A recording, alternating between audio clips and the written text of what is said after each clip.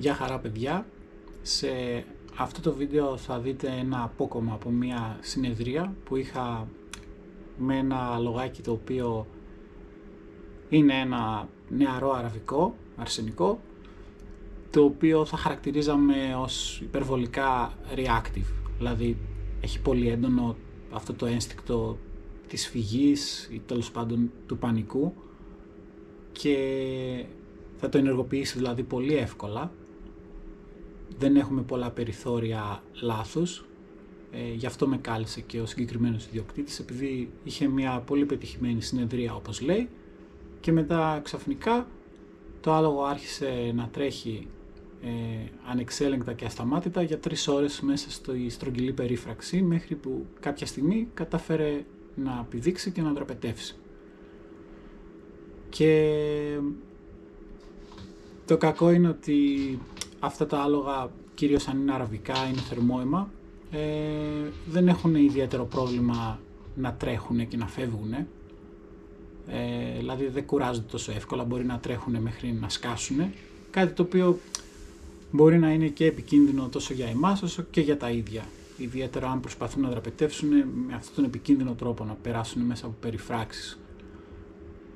Οπότε εμείς θέλουμε να κάνουμε κάτι για το οποίο μπορεί να έχετε ακούσει και άλλους μεγάλους αλογάδες να μιλάνε. Θέλουμε να δημιουργήσουμε ένα εργαλείο προτού στην πραγματικότητα να το χρειαστούμε αυτό το εργαλείο. Δηλαδή η χειρότερη στιγμή για να κάνουμε εξάσκηση για το πώς χαλαρώνουμε είναι τη στιγμή που θα πάθουμε μια κρίση πανικού ή τη στιγμή που θα γίνει κάποιο ατύχημα. Θέλουμε να έχουμε εκπαιδευτεί για μια τέτοια κατάσταση προτού τελικά μας συμβεί αυτό.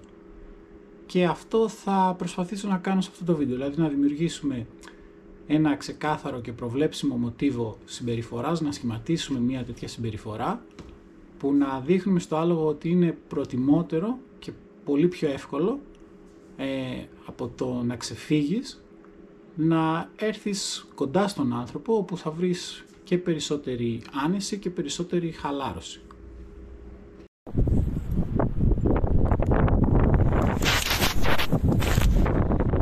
Οπότε κάτι τέτοιο σου έκανε, δηλαδή... Έτσι ξεκίνησε μετά από 3 ώρες δουλειά όμως. Οκ. Δουλέψαμε 3 ώρες. Ότι αρχίζει, ανεβάζει το άγχος. Δεν σταμάτησε, πάλεψα 1 ώρα για να δουλειάσω έτσι. Και προσπάθησε κάποια στιγμή να... Εντάξει, τον είχα πιέσει πάρα πολύ για να το πιάσω. Δηλαδή του κλείνα συνέχεια το πεδίο. Τον είχα φτάσει και εγώ δεν έκανα μαλακίες. Στο βίντεο δεν θα ακούγεται με τέτοιο αέρα. Για να έξω. Ό,τι θέλεις. Μην πέσει πάνω σου.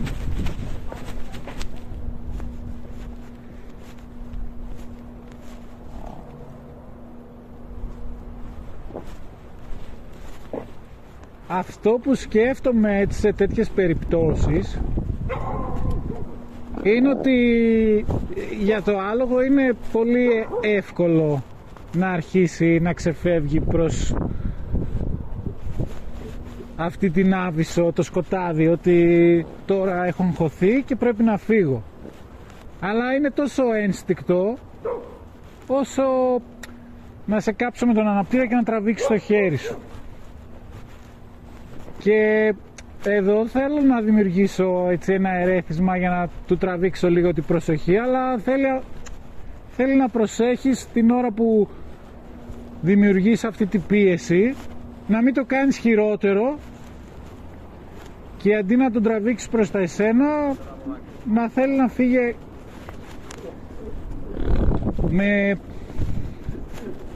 με οποιοδήποτε τρόπο. Ναι. Αλλά πρέπει να του δημιουργήσεις ένα καινούριο μοτίβο για να ξέρει πώς να ξεφεύγει από αυτό το σκοτάδι. Γιατί αυτός τώρα βλέπει μόνο μαύρο, ότι φεύγω, θέλω να φύγω, αλλά έχει κάτι στο μυαλό του, ίσως να πάει κοντά στη μαμά του, ίσως να πάει κοντά στα άλλα άλογα, ίσως να έχει συνδυάσει αυτό το... Αλλά έτσι όπως τον βλέπω εδώ σε αυτή τη φάση είναι καλά, οπότε πρέπει να δουλέψεις με αυτό πόσο γρήγορα μπορεί να βρίσκει αυτή τη διέξοδο από τη φάση που μπαίνει. Όπως δουλεύουμε και με τον τρόπο που τραβάμε την προσοχή του και στα αυτό, ότι πηγαίνω, προσεγγίζω, υποχωρώ, προσεγγίζω, υποχωρώ. Πώς ξεκίνησα να το πιάσω όταν μου έγινε αυτό. Έκανα αυτό που έκανες μέσα στο box, ότι τον τσιγκλάω λίγο να με κοιτάξει, με το που με κοιτάει σταμάταγα. Ναι. Το έκανα μία ώρα και μετά τη μία ώρα λέω, δεν έχασα τόσο την υπομονή μου, είχα χρόνο, δεν είναι ότι νευρίασα, αλλά λέω δεν δουλεύει αυτό, πάμε σε κάτι άλλο, καταλαβαίνεις. Και τι άλλο έκανες μετά? Μετά τον κυνήγαγα. Μετά τον κυνήγαγες, ναι. Με το που με κοίταγε έκοβα κατευθείαν. Αλλά δεν λειτουργήσε, κυνήγει. Τι εννοείς δεν λειτουργήσε? Δεν σταμάταγε να τρέχει, έτρεχε επί μισή ώρα. Σε όλο αυτό δεν είδες ούτε... Δεν με κοίταξε καν, είχε το κεφάλι του απ' έξω και πέρπαταγε. Εντάξει, κοίταξε, μπορεί να μην μας κοιτάξει, αλλά μπορεί να δώσει ένα μικρό σημάδι ότι... Δηλαδή εκεί που πάει να κάνει μια αλλαγή, εκεί που πάει να κάνει κάτι προς αυτό που έχεις εσύ στο μυαλό σου σαν τελικό αποτέλεσμα, προσπαθείς να το ενισχύσεις. Δηλαδή κοίτα τώρα που είναι εκεί στο φράχτη, όπως εδώ ας πούμε που έκανε μια στροφή προς τα μέσα, προσπαθώ να το πιάσω αυτό σαν κάτι που μοιάζει με αυτό που ήθελα. Όπως αυτό τώρα μοιάζει με κάτι που έχω στο μυαλό μου να δημιουργήσω σιγά σιγά. Αλλά εκεί που είναι με το στήθος πάνω στο φράχτη, αν εγώ πάω να τον κυνηγήσω και βάλω περισσότερη πίεση, φοβάμαι ότι Είναι φορά και πήδηξε. το έκανε μόνος του. Αλλά μου έχει τύχει στο παρελθόν ας πούμε εκεί, αν δεν είναι και τίποτα έτσι φράχτες με σκοινιά και τα λοιπά, αλλά είναι επειδή ο ίδιος δεν ξέρει ότι η πίεση που δημιουργείται εδώ μέσα είναι ελάχιστη σε σχέση με την πίεση που θα χρειαστεί για να ξυλώσω ένα φράχτη, και πρέπει να μάθει ότι είναι μια εύκολη διαδικασία αυτή, υπάρχει μια διέξοδος από αυτό που αισθάνεσαι και είναι πανεύκολη από το να μπεις διαδικασία να κάνεις ανορθώσεις, να τρέξεις, να περάσεις το φράχτη ή οτιδήποτε. Πες τώρα με το που πάω κοντά, αυτός η ενστικτώδης του αντίδραση είναι να φύγω, οπότε κάνει λίγο αυτό, φτάνει. Ότι με κοιτάει και επιστρέφει προς τα εμένα, φτάνει.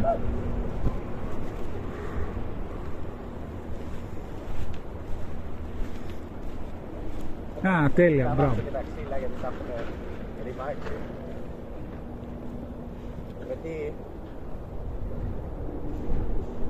Περίεργο που τα τρώνε, αλλά ίσως επειδή έχουν τη φλούδα επάνω.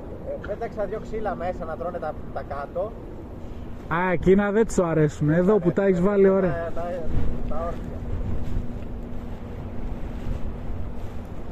Καλά, ας αφήσω και το ραβδί να μην το...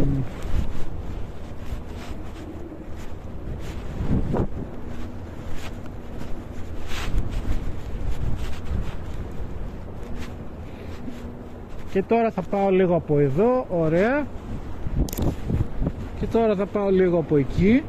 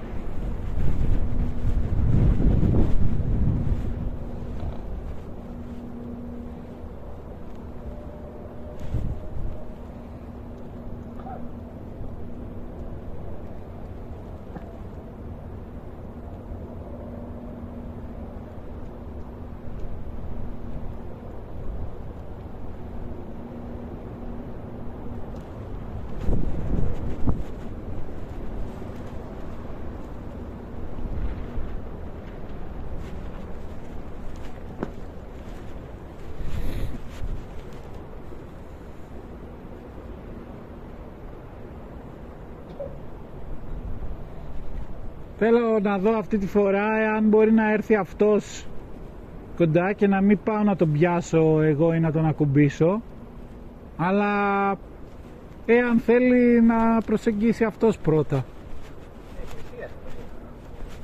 Μπορεί να τον τρομάζει τώρα και με τον αέρα που κουνιέται το μπουφάν μου, τα ρούχα μου.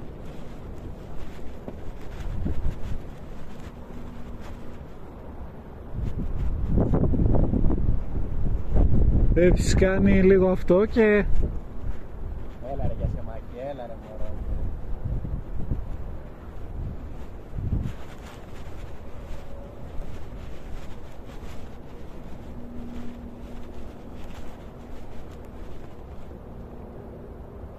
Ωραία. Και μ' ακουμπάει, φεύγω. Δεν είναι ότι αφού μ' ακούμπησε τώρα να επιμείνω να το χαϊδέψω, να το πιάσω, να του φορέσω το καπίστρι. Σταύρο, έτσι το πήγα και εγώ ρε. Μόλις μ' ακούμπαγε, έτρωγα και περίμενα κιόλας. Ωραία. Εντάξει. Και επειδή έγινε μια φορά κάτι δεν σημαίνει ότι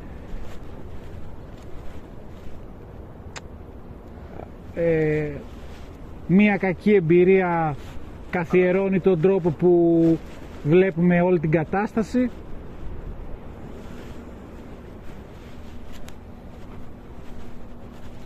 Απλά ας το έχουμε υπόψη μας έτσι ώστε να επισκιάσουμε αυτή την κακή εμπειρία με άλλες εκατοντάδες καλές.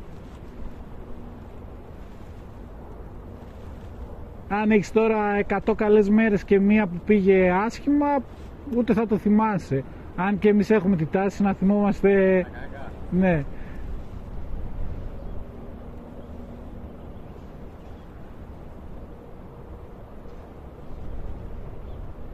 Ωραία, έτσι και τον αφήνω τώρα λίγο να με επεξεργαστεί αυτός.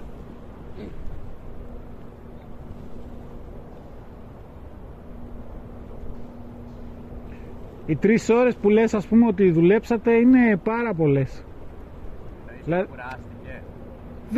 Δεν είναι ότι κουράζεται, είναι ότι θα μπαίνει μετά σε ένα μοτίβο στο οποίο... Κάναμε πολλά καινούργια, κάναμε τα ίδια επανάληψη.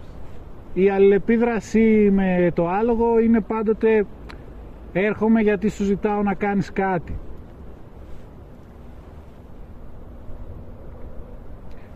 Εσύ τώρα αν αρχίσεις και έχεις μια ρουτίνα εδώ με τα ζώα, μπορεί κάποτε να μπει και σε μια διαδικασία ότι οι ασκήσεις εδάφους έχουν μια δομή και ένα σύστημα, αλλά εάν εδώ αρχίζεις και κάνεις δουλειές, να τα παίρνεις, να τα πηγαίνεις στο πάντοκ, να τα ταΐζεις, να τα ποτίζεις, θα παίρνεις τον Πιέρ να το πας ξέρω εγώ για φαγητό, θα βλέπεις δεν ακολουθεί καλά, θα κάνεις λίγο μερικά πράγματα, θα τον αφήνεις, αλλά 10 λεπτάκια σήμερα, 20 λεπτά αύριο, 3 δηλαδή με την εμπειρία που έχεις πλέον δεν χρειάζεται να βάλεις στο μυαλό σου το πρόγραμμα ότι πρέπει να κάτσω 3 ώρες να δουλέψω με το άλογο. Μόνο και μόνο που κάνεις δουλειές μαζί τους καθημερινά. Είχε ωραία μέρα, ήταν εκεί. Σακούλα. Αυτή ήρθε τελείως από πάνω. Ήταν ωραία μέρα και είχα χρόνο και όρεξη και έβαλα και τη ράχμα, έβαλα και το σαγιάτ.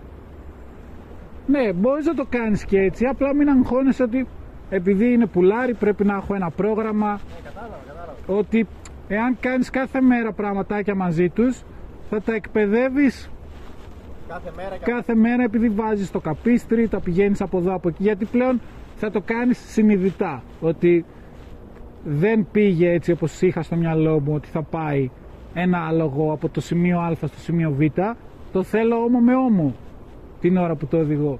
Όταν το στέλνω μέσα από μια πόρτα θέλω να υπάρχει ένα flow, δεν θέλω να κολλάει ή να τρομάζει ή να πεινάζει το κεφάλι, οπότε θα μπεις διαδικασία εκείνη την ώρα 10 λεπτάκια να το φτιάξεις και ξαφνικά στο τέλος ενός χρόνου θα έχεις ένα πολύ καλό εκπαιδευμένο άλογο χωρίς να έχεις κάτσει κάποια στιγμή να πεις ότι στήθηκα και έκανε ένα γιατί πάντα περιμένουμε πότε θα έχουμε αυτό το 3ωρο, το 2ωρο που δεν το έχουμε ποτέ πλέον, οπότε μην ανησυχείς, θα μπαίνεις διαδικασία να κάνεις και από λίγο κάτι κάθε μέρα.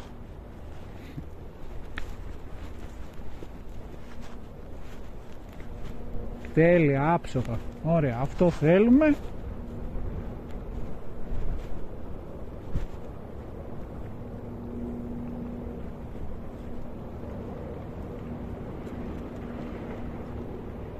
Βλέπεις και σήμερα είναι μια άλλη πρόκληση, το ότι φυσάει, έχει κρύο, πέταξε η σακούλα, κουνιέται εκεί το νάιλον. Διαφορετικό άτομο μέσα στο... Οπότε ναι, κάνουμε τα ίδια αλλά και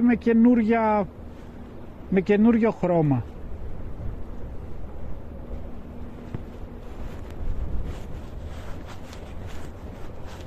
Ωραία.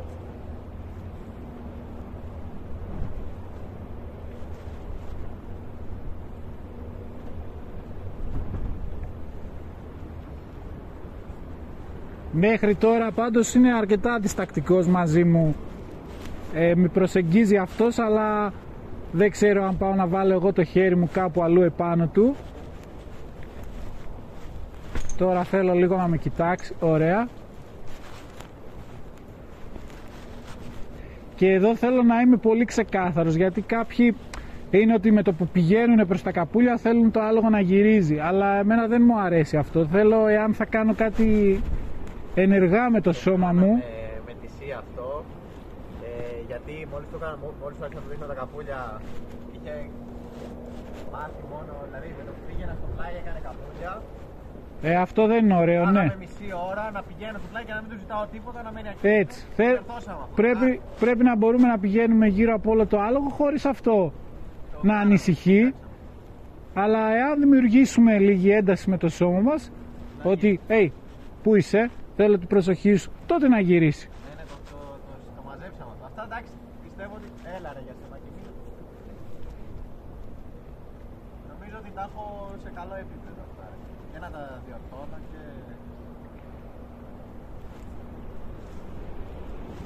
και τώρα έτσι όσο με πιπιλάει το χέρι, δηλαδή τώρα δεν είναι η ώρα να πεις ότι θέλω να διορθώσω και το ότι γίνεται λίγο πιο ενοχλητικός, γιατί μόλις χτίζεις λίγο την εμπιστοσύνη, άμα πας και κάνεις κάποια διόρθωση θα το σπάσεις, θα το χαλάσεις όλο. Μετά από κάνα 2 εβδομάδες, άμα δεις ότι έχει γίνει πολύ υπερβολικό και πολύ επεμβατικός πάνω σου, ίσως με ένα τσικ να το διορθώσεις, αλλά αυτός το χέρι μου σηκώνω να ξεθώ και φεύγει στην άλλη άκρη.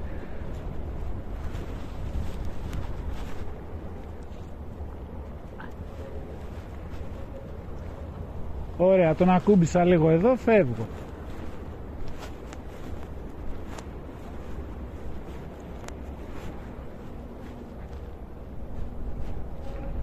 Εάν μου πεις ότι με τη Σία είναι πιο καλός από ότι μαζί σου, θα το πιστέψω. Επειδή είναι αυτή η νοοτροπία που σου λέω, το πώς πάμε στο άλογο, με την νοοτροπία ότι θα του ζητήσω να κάνει κάτι. Ενώ η Σία μπορεί να πηγαίνει πιο χωρίς πρόγραμμα, χωρίς ατζέντα, χωρίς θέλω κάτι από σένα. Ήρθα απλά για να τσιλάρουμε μαζί, ας πούμε, να σε ξύσω, και είναι πιο δεκτικός αυτό.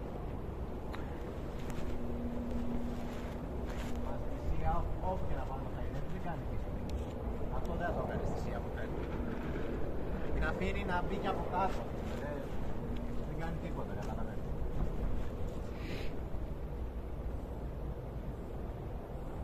Αλλά εκείνη τη μέρα έβαλα και τη Σία να τον πιάσει. Πήγαινε στη ράχμα. Πήγαινε στη ράχμα να σε νιώθει. Καλά, και αυτή πρέπει να δουλέψει αντίστοιχα, το ότι κάποια στιγμή θα ζητήσω και από το άλογο να κάνει κάτι. Αλλιώς όταν θα θελήσει να κάνει υπασία ή οτιδήποτε, το άλογο δεν θα την πιστέψει. Μόλις είχα δουλέψει εγώ, έλα, την έβαλα μέσα. Της έδειξα πρώτα πώς πρέπει να χειρίζεται λίγο τα εργαλεία. Δηλαδή να μην σηκώνει το καλάμι πάνω από το σκοινί, να το περάσει, να μην τον τρομάζει και τέτοια. Ναι. Της τα έδειξα αυτά και του έκανε φράχτη και τέτοια, πήγε πάρα πολύ καλά.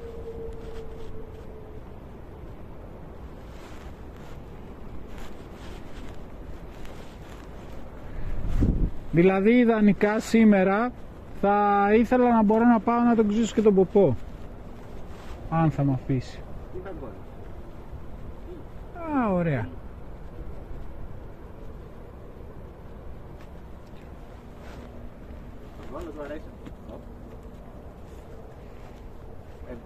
Μπορεί να κουνήθηκε η τσέπη μου ή δεν ξέρω. Α, οκ.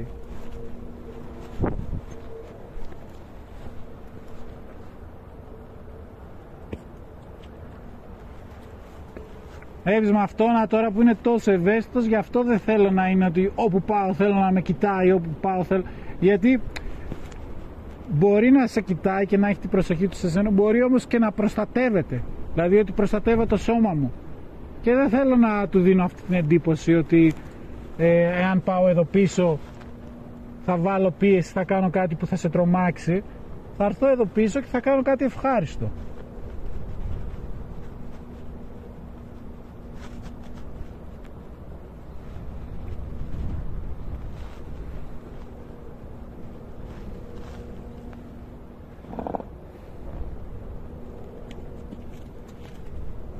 Ωραία. Να κάτσω γιατί. Ναι. Με έχει τρελάνει στο δάγκο. Α, αποφεύγεις το πόνι. Αφού δαγκώνει και τραβάει τα ρούχα.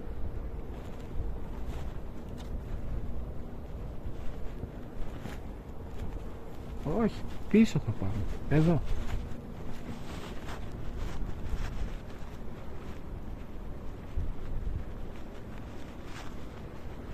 Και θέλω να δω αν μπορώ να περάσω από την άλλη. Δεν νομίζω, λογικά θα γυρίσει, δηλαδή θα αγχωθεί.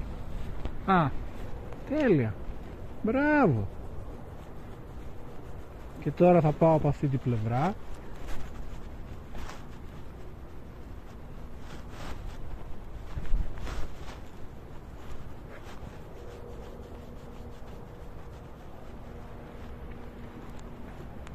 Και άμα το ζητήσουμε, μπράβο, να έρθει εδώ. Γενικά μπορεί να φαίνεται ότι είναι δύσκολο να δουλεύεις με τέτοια ζώα που είναι έτσι τόσο καχύποπτα και τόσο φοβικά, αλλά για μένα είναι καλύτερα, γιατί είναι έτσι πολύ ξεκάθαρα, ότι σου δίνουν πολύ καθαρά τα όρια τους. Ναι, μου το έχεις πει και την άλλη φορά αυτό, ότι στο ψυχρό αίμα δεν ξέρεις ποτέ πότε θα τρελαθεί. Ναι, σε αυτά που έχουν κλειστεί στον εαυτό τους μπορεί να φαίνονται ψύχρεμα και ήρεμα και εντός εισαγωγικών ξαφνικά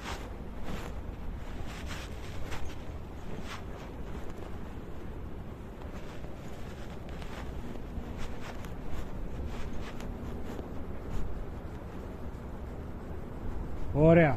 Εντάξει, αυτό μου αρέσει πολύ, γιατί τώρα είμαι και στο τυφλό σημείο, οπότε χρειάζεται αρκετή προσπάθεια από αυτό να... Μάλλον είναι αρκετή η φαγούρα. Και... Άμα δεν το κλείσεις, πιστεύεις θα γυρίσει? Όχι.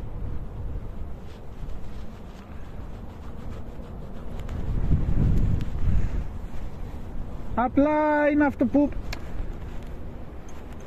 εννοείται ταυτίζεται με την αρνητική ενίσχυση, ότι κάνουμε το σωστό πράγμα εύκολο, το δύσκολο πράγμα, το λάθος πράγμα δύσκολο, αλλά εγώ θέλω να κάνω και το σωστό πράγμα ευχάριστο, που ταυτίζεται λίγο περισσότερο με τη θετική ενίσχυση μετά. Και δίνει στο άλογο και κάποιο λόγο, δηλαδή και το κερασάκι στην τούρτα. Για ποιο λόγο να το κάνω τελικά.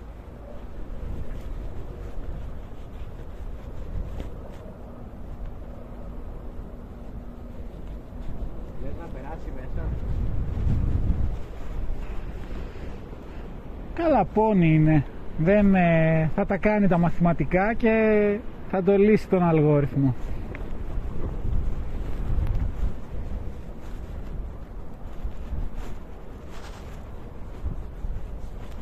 Τώρα γύραμε φιλαράκια πάλι.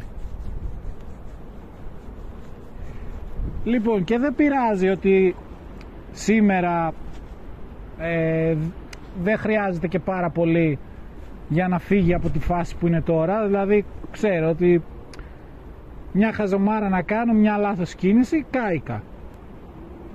Αύριο άπαξ και κάνουμε όλη τη διαδικασία ξανά, θα χρειαστεί κάτι λίγο διαφορετικό, κάτι λίγο πιο έντονο για να τον βγάλει από αυτή τη φάση, γιατί σε αυτή τη φάση είναι πιο άνετα. Μεθαύριο κάτι παραπάνω. Οπότε αυτό θέλουμε να χτίσουμε σιγά σιγά, να μας παίρνει λιγότερο χρόνο να τον φέρουμε σε αυτή την κατάσταση. Θέλω να πεις στην περίπτωση που παθαίνει το πανικό που είχε πάθει εγώ δεν είμαι της άποψης να το αφήσουμε, αρκεί αυτό που θα κάνεις εκείνη τη στιγμή για να τον φέρεις. Δηλαδή εγώ δεν θέλω εκείνη τη στιγμή που βυθίζεται το πλοίο και όλοι τρέχουν σαν τρελοί και χτυπάνε πάνω στις πόρτες και πέφτουν από τα παράθυρα, δεν θέλω να τους αφήσουμε να το κάνουν αυτό. Μπορεί να χρειαστεί να πιάσω και κάποιον από το γιακά να του πω hey, συγκεντρώσου, θα σου πω εγώ τι θα κάνουμε. Οπότε το ίδιο μπορεί να έκανα και με το άλλο, εκτός και αν πιστεύω ότι εκείνη τη στιγμή η πίεση που θα βάλω θα κάνει τα πράγματα πολύ χειρότερα. Δηλαδή αυτό που σου είπα, εκείνη τη στιγμή που θα βάλεις πίεση και το άλογο είναι με το στήθος πάνω στο φράχτη, να του φανεί πιο σωστό να περάσει μέσα από το φράχτη με οποιοδήποτε τίμημα παρά να ακούσει τι γίνεται εκεί πίσω. Γι' αυτό είναι και σημαντικό να δημιουργήσουμε αυτά τα μοτίβα, ότι αν θα πάω μερικά πίσω βήματα, ο τρόπος που κινείται η πλάτη μας, το σώμα μας, ότι ξαφνικά να του ανάψει ένα λαμπάκι και να αυτό κάπου το ξέρω, αυτό το σινιάλο το ξέρω, είναι και να βγει από εκείνο το σκοτάδι που βρίσκεται και να επανέλθει σε σένα.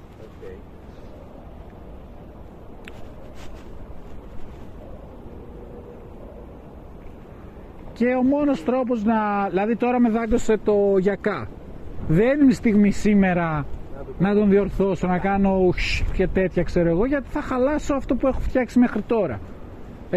Ίσως μπορεί να μπορώ να κάνω κάτι πολύ λίγο για να έχω αυτά τα όρια, αλλά δεν θέλω να γκρεμίσω αυτή τη στιγμή αυτό που χτίσαμε. Αυτός τώρα μου λέει τι έγινε, πολύ μιλάς, κάνε αυτό που έκανες πριν, μου είχε αρέσει. Έτσι τώρα που τον ξύνω σταμάτησα με δαγκώνει και να ασχολείται με μένα. Για πάμε πάλι εδώ.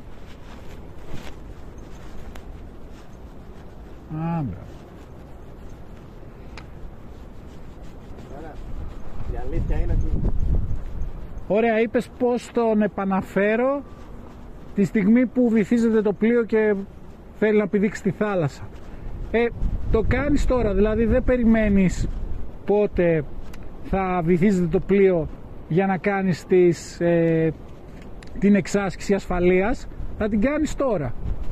Ξέρεις που κάνουν οι ελικοπτεράδες και αυτοί δοκιμάζουν πώς θα το κάνεις με κλειστά μάτια, πώς θα το κάνεις αν το ελικόπτερο είναι ανάποδα και έχει πέσει μες στο νερό, γιατί νομίζω ότι αν πέσει ένα ελικόπτερο μες στο νερό, όλα αυτά οι βενζίνες και τα λοιπά μπορεί να μπουν στα μάτια σου και να μην βλέπεις, οπότε πρέπει να το... αλλά δεν το κάνεις την ώρα που γίνεται το ατύχημα, οπότε τώρα που είναι όλα χαλαρά μπορείς ας πούμε να τον διώξεις κάπως, ας πούμε ότι δημιουργώ λίγη ένταση και να τον επαναφέρεις, και όσες περισσότερες φορές το δοκιμάσεις αυτό και κάνεις την προπόνησή σου σε αυτό το πράγμα, τόσο πιο πιθανό είναι εκείνη την ώρα που χάνεται να του το ζητήσεις και να το κάνει. Αλλά ένα τέτοιο άλογο που έχει αυτή τη τάση, μην μπαίνεις διαδικασία που υπήρχε αυτή η συνήθεια, κυνηγάμε το άλογο και το κάνουμε έτσι πάρα πολύ άβολο και το βαράμε με το μαστίγιο και να κάνει 50 κύκλους για να του πούμε μετά ότι κοίτα τι ωραία που είναι εδώ δίπλα μου. Δεν χρειάζεται. Εγώ αυτό που του ζητούσα είναι να με κοιτάξει, γι' αυτό το κυνήγα. Δεν γύρνα ειδικά, καταλαβαίνεις. Κεφάλι απ' έξω και γύρω. Ωραία, εκεί που φεύγει το άλογο και δεν μας δίνει την προσοχή του, απλά το ακολουθούμε. Εάν τρέχει γρήγορα, τρέχουμε και εμείς γρήγορα, όχι πίσω από τα καπούλια του για να μας κλωτσίσει, αλλά... Αυτό έκανα. Του έδινα το δρόμο και πήγαινα σιγά σιγά όσο ανέβαζα. Και τρέχει μισή ώρα, δεν άντεξα. Μπορεί να το έκανα και αυτό που λες. Δηλαδή αν έβλεπα ότι τρέχει χωρίς σταματημό, να έμπαινα μπροστά του και να περιόριζα τον κύκλο. Σε κάποια φάση έδεσα σκηνή από εκεί μέχρι το κέντρο, να κάνει τον κύκλο Και να σταματήσει το σκηνή για να γυρίσει, να του κόψω λίγο τον ηρμό, κατάλαβες. Αυτό νομίζω ότι μπορεί να πάει στραβά με πολλούς τρόπους. Πήρε το σκηνή παραμάζω. Ναι. Όχι, απλά εάν έμπαινα μπροστά του και έκανε αλλαγή. Ναι, έφυγε απ' την άλλη, συνέχισε το ίδιο πράγμα. Τη στιγμή που κάνει την αλλαγή, σταμάταγα. Ναι. Ναι, είχε κλειδώσει. Το πιστεύω, συμβαίνει αυτό. Δεν μπορούσαμε τίποτα. Σκέψου και πόσα τέτοια ατυχήματα έχουμε δει τώρα με το TikTok, με το Instagram, με τις άμαξες που φεύγουν εκτός. Εκείνη την ώρα το άλογο, σου λέω, είναι όπως και στο χέρι σου με τη φωτιά. Δηλαδή και εμείς που έχουμε λογική, ενστικτωδώς θα το τραβήξεις και εκείνη τη στιγμή το άλογο δεν σκέφτεται, λειτουργεί ενστικτωδώς. Δεν σκέφτεται, οκ. Σκέφτεται απλά. Ναι. Για σε μακί. Τι να κάνω, πες μου. Αυτή το ίδιο με αυτό να θέλει να ασχοληθείς μαζί της τώρα. Μου κάνει εντύπωση που είναι τόσο κοντά στη ράχμα μου. Δεν έχει να κάνει τόσο κοντά στη ράχμα. Τώρα έχουμε κοινό εδώ πέρα. Βλέπουνε πως βασανίζουμε το μικρό.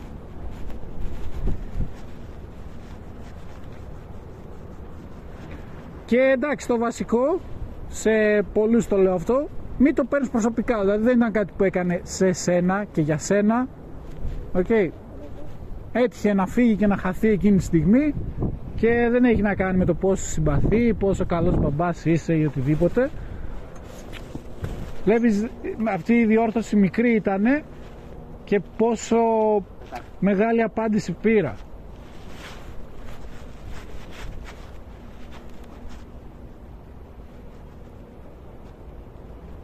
Εντάξει, τέλεια.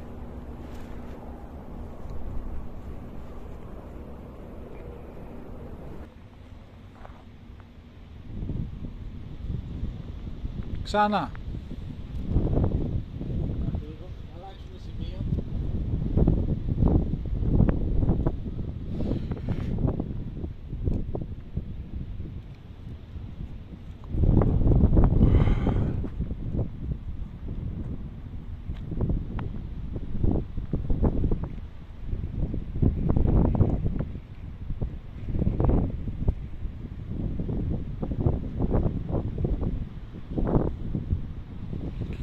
Έπεισε εκεί που κάνει ένα βήμα πίσω, όταν το κάνει θα πηγαίνεις και εσύ μαζί του. Άμα πήγαινε, μπράβο.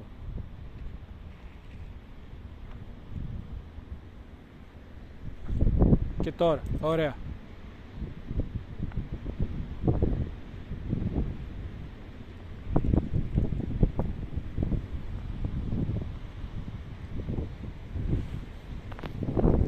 Αλλά όλες αυτές οι μικροενοχλήσεις που δείχνει, λίγο ότι τραβιέται, λίγο ότι κάτι με ενοχλεί, σηκώνει το κεφάλι, πηγαίνει πίσω, είναι σημάδι ότι ακόμη η διαδικασία δεν έχει αυτό το flow, αυτή τη ροή, και ότι υπάρχουν σημεία στο 10%, στο 23% της διαδικασίας, τα οποία σκαλώνει, φοβάται, δεν νιώθει άνετα και πρέπει να τους λύσεις αυτούς τους κόμπους στο σκηνή, άσχετα με το ότι είναι μια καθημερινή διαδικασία η οποία, εντάξει, η ανάληψη όμως θα ναι, γίνεται κάθε φορά καλή. είναι απίστευτα σημαντική. Δηλαδή, εντάξει, τώρα εσύ θες να κάνεις τις υπόλοιπες ασκήσεις και να τον προχωρήσεις, αλλά στην καθημερινότητά σου αυτό είναι που θα χρειάζεσαι περισσότερο.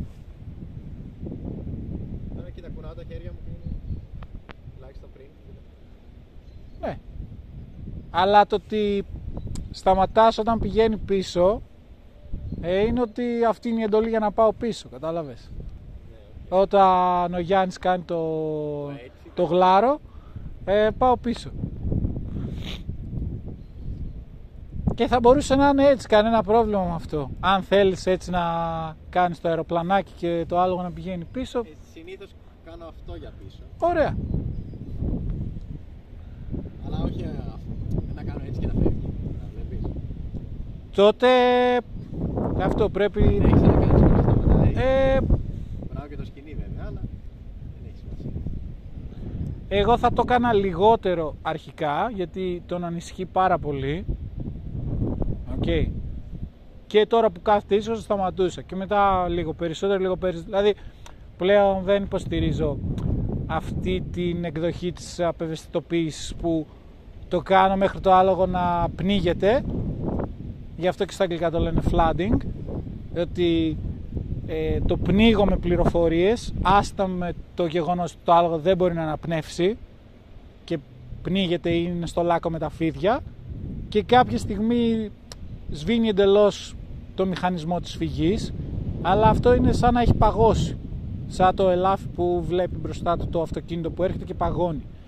Εμείς θέλουμε να μας δείχνει τα σημάδια της ενεργής χαλάρωσης την ώρα που κάνουμε αυτή τη διαδικασία, οπότε βρίσκουμε το όριο στο οποίο φαίνεται ότι το άλογο δεν είναι χαλαρό, αλλά δεν αρχίζει να τρέχει πάνω κάτω, και δουλεύουμε με αυτό. Δηλαδή μπορεί να είναι να σηκώνεις τα χέρια σου 30% από το σώμα σου και μετά λίγο παραπάνω, αλλά κάθε φορά περιμένοντας πότε αυτός θα χαλαρώσει.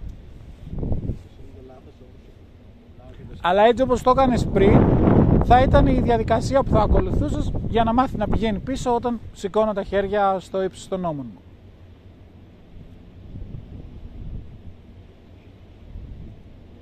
Ωραία, εκεί και σταματάς.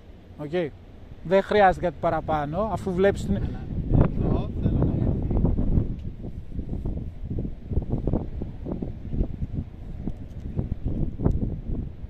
Και εδώ θέλω να πας πίσω. Ωραία. Και γενικά εγώ προσωπικά δεν μπερδεύω πράγματα που μοιάζουν πάρα πολύ και στο ένα θέλω το άλογο να μην κάνει κάτι και στο άλλο θέλω να κάνει κάτι. Για να μπερδευτεί. Ναι.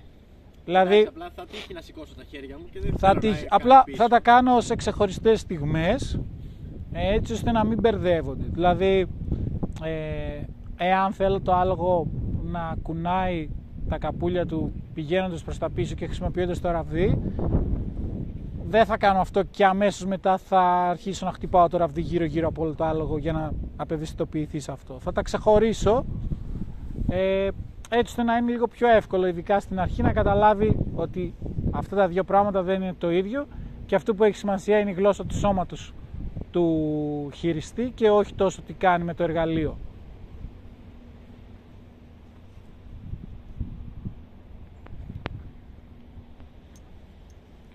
Αλλά γενικά ήταν αυτό κάτι πολύ καλό σήμερα, γιατί είχε πολλές στιγμές στις οποίες έκανε ακριβώς αυτό που είπες, ότι ξεφεύγει και χάνεται, το πλοίο βυθίζεται και τον επαναφέραμε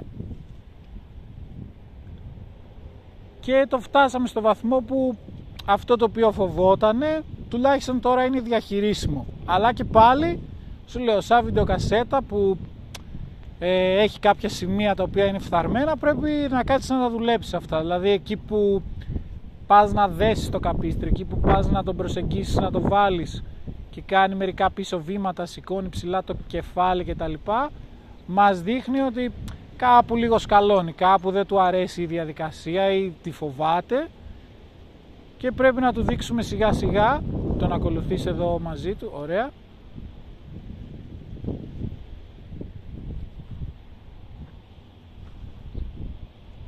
ότι αυτό δεν έχει κάτι να φοβηθεί και με την επανάληψη θα το λύσεις.